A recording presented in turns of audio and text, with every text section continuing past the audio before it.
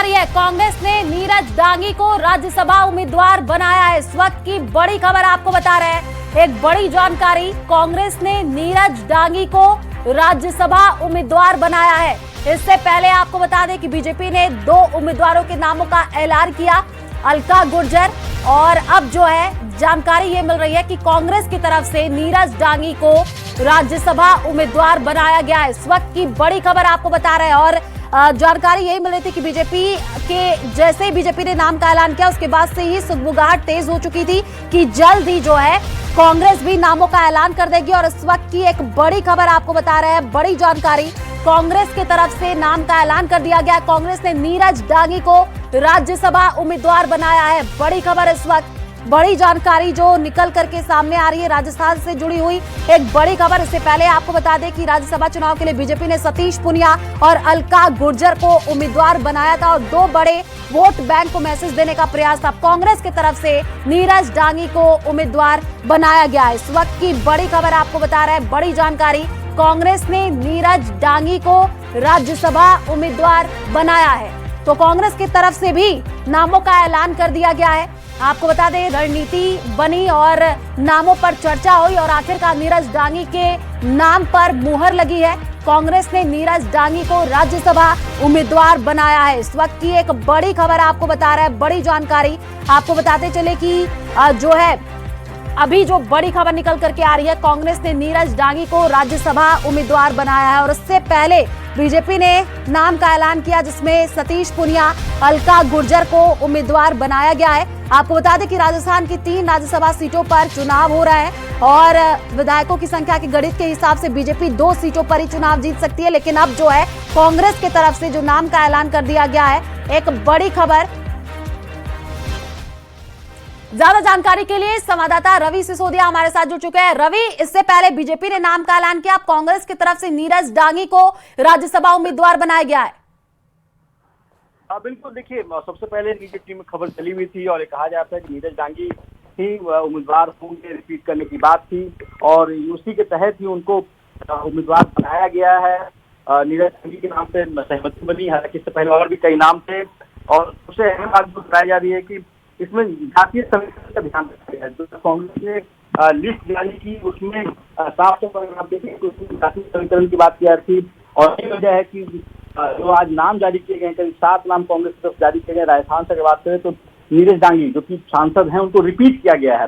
इसकी संभावना इसलिए ज्यादा थी क्योंकि बताया जा रहा है कि ऐसे समुदाय से आते हैं और कांग्रेस चाह रही थी कि जातीय समीकरण को देखते हुए उनको रिपीट किया जाए। वहां से 2 और नाम थे जिन पर चर्चा जरूर हुई थी लेकिन उनको सहमति नहीं बन पाई थी और इनके परफॉर्मेंस से अगर आप देखें तो राष्ट्रीय राजनीति में नीरज डांगी को हमेशा कोई ना कोई जिम्मेवारी मिलती रही है, चाहे स्क्रीनिंग कमेटी की इनके पास जिम्मेवारी रही हो, केरल में उनको जिम्मेवारी दी गई हो, तमिलनाडु में जिम्मेवारी दी गई थी। तो एक अहम जिम्मेवारी, अहम रोल उनको कांग्रेस हाईकमान की तरफ से हमेशा मिलता रहा है और ये भी एक वजह रही कि उनकी बहुत सी ट्यूनिंग भी थी हाईकमान के साथ और जिस वजह से उनको रिपीट किया गया है, राजस्थान से उनको उम्मीदवार बनाया गया है। जी बिल्कुल, क्योंकि कई नामों की जो चर्चाएं थी वो तेज चल रही थी रवि, और उसके बाद से अब नीरज डांगी को राज्यसभा उम्मीदवार, हम कह सकते हैं जिस तरीके से बीजेपी ने जाट और गुर्जर को साधने की कोशिश की वोट बैंक, इसी तरीके से जो है अब कांग्रेस ने भी रणनीति बना करके यहाँ पर जातिगत समीकरण को साधने की कोशिश की है।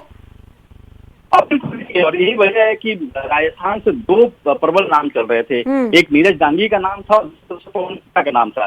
पवन खेड़ा को हालांकि कांग्रेस की तरफ से कर्नाटक से उम्मीदवार बनाया गया है और जहां तक राजस्थान की बात करें, जैसे बताया कि बीजेपी की तरफ से एक जाट और एक गुर्जर को दिया गया, तो एक जातीय समीकरण और एक मैसेज देने की भी कोशिश थी और यही वजह है कि एक 80 समुदाय के लीडर को कांग्रेस की तरफ से उम्मीदवार बनाया गया है। सबसे अहम बात यह भी है कि उनका दिल्ली में समीकरण काफी अच्छा माना जाता रहा है। नीरज डांगी जो है उनके व्यक्तिगत संबंध भी बहुत अच्छे हैं आला कमान से और कई, जैसा कि मैंने पहले भी आपको बताया कि उनको कई अहम जिम्मेदारियां एआईसीसी की तरफ से मिलती रही हैं। हमेशा कोई ना कोई राज्य की उनके पास जिम्मेवारी रही हो, स्क्रीनिंग कमेटी की जिम्मेवारी रही हो, संगठन की जिम्मेवारी रही हो, तो उनके पास कोई ना कोई जिम्मेवारी हमेशा से मिलती रही है और यही वजह है कि उनके नाम पे बहुत ज्यादा विवाद नहीं हुआ। जब चर्चा हो रही थी तो उनके नाम पे कहा गया कि उनको रिपीट किया जाए क्योंकि जातीय समीकरण की भी बात की जा रही थी कि उसको ध्यान पे रखा जाए और यही वजह है कि नीरज डांगी को फिर से कांग्रेस ने राजस्थान से राज्यसभा को उम्मीदवार बनाया है। जी बिल्कुल, क्योंकि जून में ही कार्यकाल खत्म हो रहा है और फिर से रिपीट किया गया है। रवि, हम कह सकते हैं कि बीजेपी ने पहले पत्ते खोले, उसके बाद से जो है चिंतन मंथन हुआ और एक बड़ा ऐलान ये किया गया। बिल्कुल, देखिए अभी अगर आप पूरी लिस्ट को अगर आप देखें तो आज कांग्रेस की तरफ से 7 उम्मीदवारों के नाम की घोषणा की गई है। कर्नाटका से 3, मध्य प्रदेश से 1, राजस्थान से 1, तमिलनाडु से 1 और झारखंड से 1।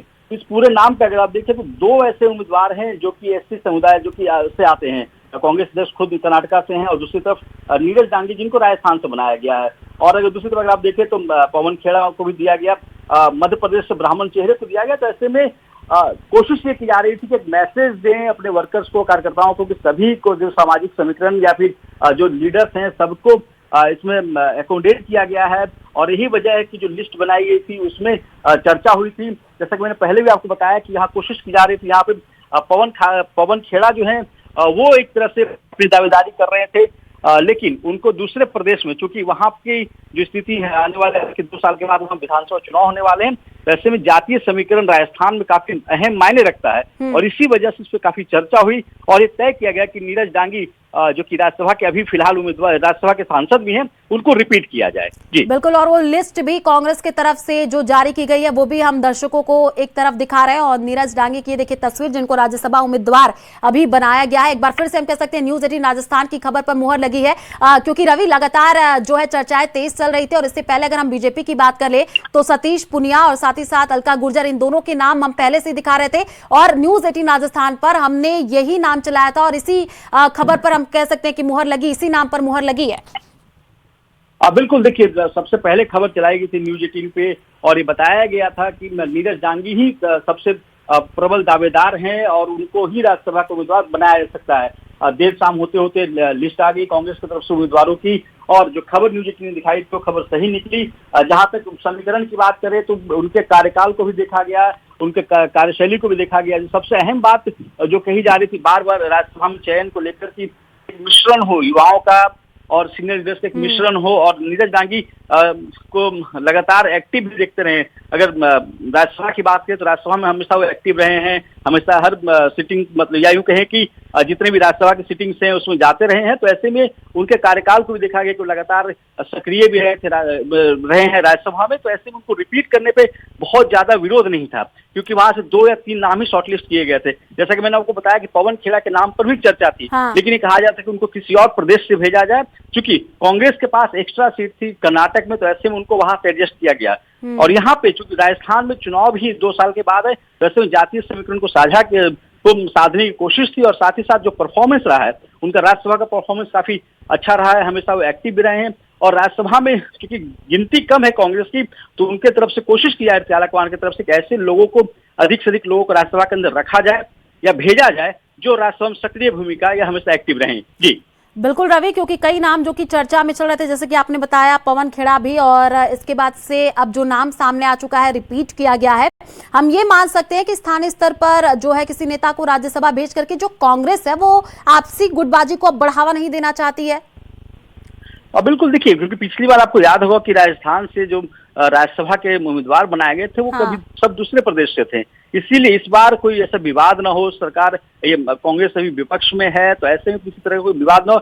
और यही वजह है कि एक ऐसे नाम पे सहमति बनाने की पहले कवायद या कोशिश की गई थी जिसपे किसी भी तरह से कोई विवाद ना हो। एक सहमति बनाई गई आलाकमान की तरफ से, या यूं कहे कि जो कांग्रेस के टॉप लीडर्स है उनकी कल देर रात बैठक हुई थी। बैठक के बाद ये सहमति बनी थी और उसके बाद ही उनको हालांकि इंडिकेट कर दिया गया था, नीरज डांगी को आज सुबह ही बता दिया गया था कि उनको उम्मीदवार बनाया जा सकता है, वो तैयार रहें।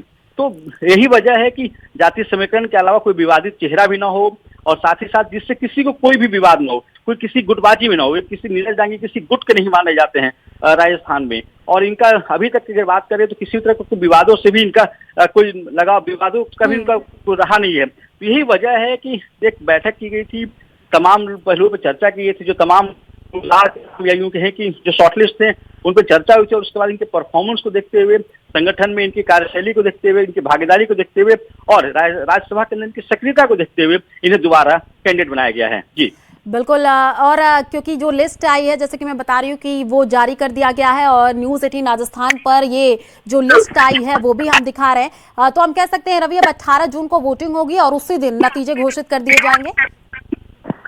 देखिए, असल वोटिंग की नौबत अब लग नहीं रहा है कि आएगी, क्योंकि 3 उम्मीदवार है नहीं।